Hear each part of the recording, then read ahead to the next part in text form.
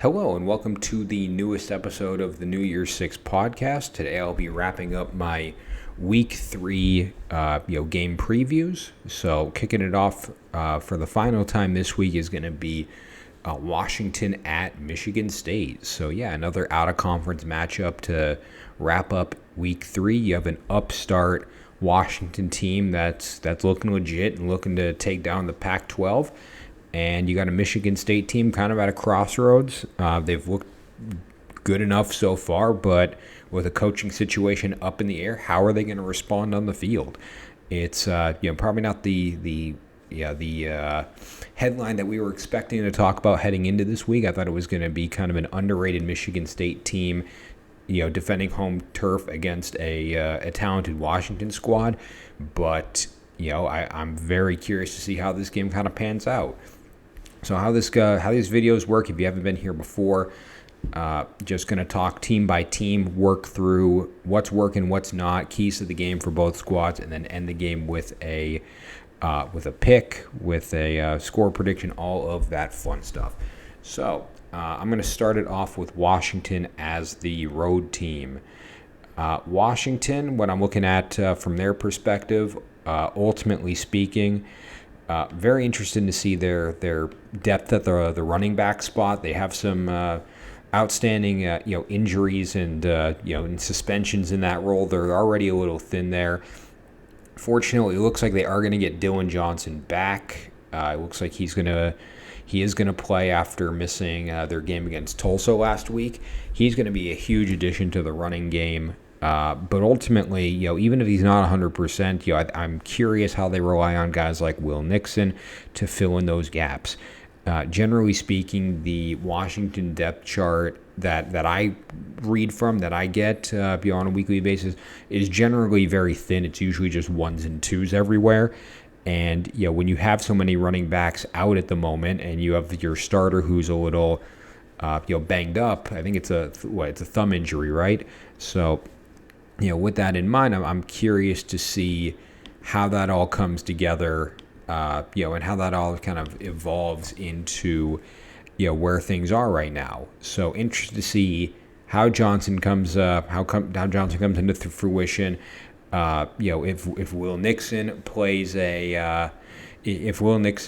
plays a role as kind of like a 1-2 punch for Washington. Obviously, they are a pass-first offense with Michael Penix. When you have a Heisman caliber quarterback, you lean on what he does well.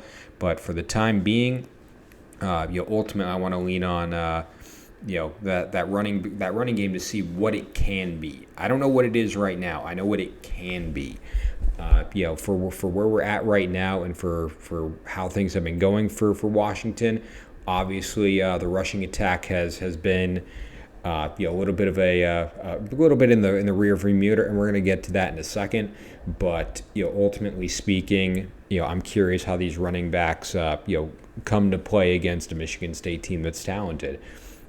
In terms of what Washington has done well so far this year, they throw the ball.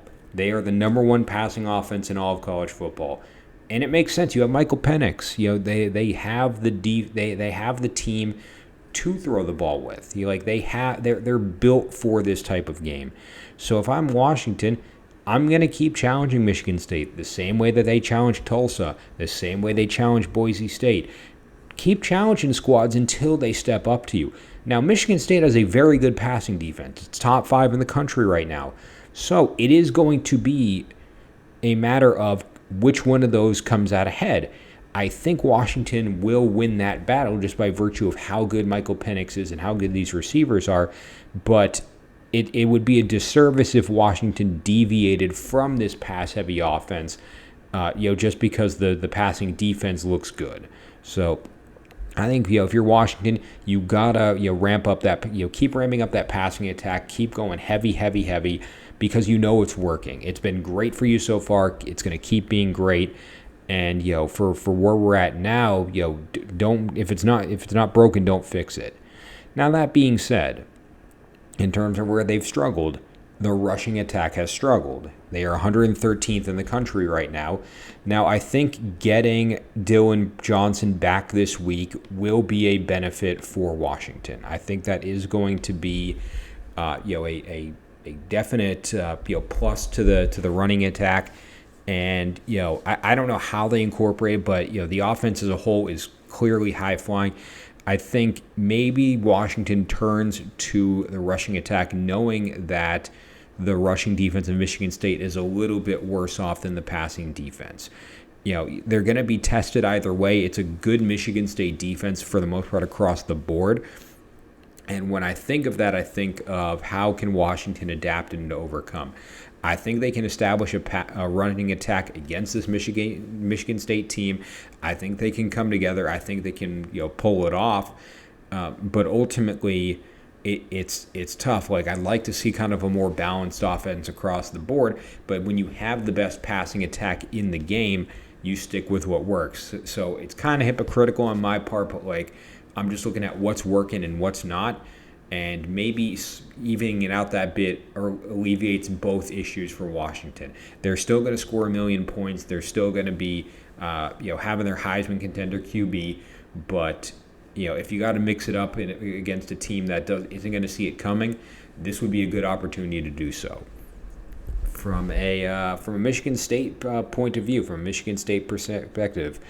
Ultimately, when I look at this team and I look at what they've got going on here, it's kind of the same deal. They're really banged up right now. Don't get me wrong; they have a long list of injuries that I'm looking at, and a lot of them again come in that running back spot. Nathan Carter is not on that list. He's been their number one guy for the year so far. But Jalen Berger has been banged up. Jaron Mangum's been banged up. And those are your depth pieces. Those are your guys that are going to take snaps away from Carter when he needs a break. Those are your 2s and 3s that you'll need to help establish this run game. It is a run game so far this year that has been kind of average. So by having those depth pieces rise to the occasion and be the next man up for this Michigan State offense, maybe it puts Washington on their heels a little bit. Washington's run defense is not good. I think if Michigan State is going to win this game, they can run the ball on Washington. I think it's going to be a lot easier for them to run on them than it is to pass on them. Even though Michigan State's been better on as a passing team this year, I think if you pivot more towards the run, if you look at those running backs coming back and being keystone pieces to this depth chart and rotating in and rotating out and all that fun stuff, then Michigan State's going to have a real shot at this. In terms of what Michigan State has done well so far this year, they score when they're in the red zone. They have a 20-yard margin, and they score every single time. They're the best in the country at it right now. Keep making the most of those opportunities. The Washington defense in the red zone is very good. So to their to their credit, it's not going to be easy for Michigan State to contribute that in that capacity. But if they're going to win, they need to overcome those odds. Anytime they're inside the 20, they need to be putting up points. They cannot get a fourth down and not get the first down. They cannot have a turnover. They cannot miss a field goal. That's unacceptable, and it's not going to get you a win if you're Michigan State. I know there's turmoil around the program. I know there's kind of question marks all over the place. But if you keep doing the thing that's been working for you, you keep doing the thing that's helping you succeed and helping you stay undefeated so far, then ultimately speaking, it can help you continue to be undefeated regardless of who your head coach is. In terms of where Michigan State has struggled so far and where I'd like to see them, kind of improve heading into this week, and I know it's a tough opponent to improve against, but that time of possession is not great. It's outside the top 100. It's not where we want it to be. If you're a Michigan State fan, if you're a Michigan State player, I don't know if it's that lack of ability to establish a run game. Right now they're 77th in the country, so maybe slowing it down a little bit. Maybe it's those third down percentages on offense. They're kind of middle of the road right there. I don't know the exact reason why the time of possession is so low. Maybe it's the fact that they're so pass heavy. Whatever it may be, if you keep the ball out of Washington's hands, they can't beat you. If you keep it out of Michael Penix's hands, if you limit him to 200 yards a game, not because your DBs wowed him, but because he didn't get the chance to throw for much more, you're going to be in it till the end. And I think that's a big accomplishment on Michigan State if they can do that. If they can slow the game down, play their style of offense, get 3-and-outs on defense, do whatever they got to do, Michigan State will be in it, and they will have a chance to win this game. It's at home. It's a tough environment to play in for Washington. And the reality is that this is a top 5 game of the week for a reason. I really believe that both these teams could walk away with the win. But it's really going to come down to that time of possession, that red zone offense ability, and then the health and depth of those running backs there. So with that in mind, it's time to take a winner here. Washington is the favorite. They are favored by 15.5 points, just a casual 2-score favorite, and the total is 55.5. I am going to take Washington to win. I don't think that's too much of a stretch there. I don't think they're going to cover. I think this game is going to be a lot closer than what Washington thinks it's going to be. And then I'm going to take the over on 55.5. I'm going to say Washington 30, Michigan State 26. A 1-score game, a hard-fought game by Michigan State. A well-earned win by Washington. I don't recall who either of these teams have next on their schedule. I'm sure Washington heads straight into their Pac-12 schedule. Teams like USC and Oregon on the horizon. But this is going to go down as a more signature win than maybe Washington gets credit for at this moment. Is really going to depend on what the rest of the season looks like for Michigan State. I think it's a talented squad. I just don't think it's to the ability of Washington or Michigan State's team to the rest of their division. They're not better than Penn State or Michigan or Ohio State, but they're still very talented in their own right, and they're going to be in it as a result of that. So that's the final preview for Week 3 here. Who do you think is going to win between Washington and Michigan State? What are your keys to the game? Let me know below. But ultimately, that's going to conclude this week of videos, which means Week 3 is here. Have a great, safe weekend out there, whether you're at games or watching games. Let me know what you're looking forward to, what you're excited about. And, I'll see you all Sunday or Monday as we recap Week 3 and get ready for what lies ahead in Week 4, which is going to be a banger of a week as well. So thank you all for your time. And, college football is right around the corner. Saturday can't come soon enough.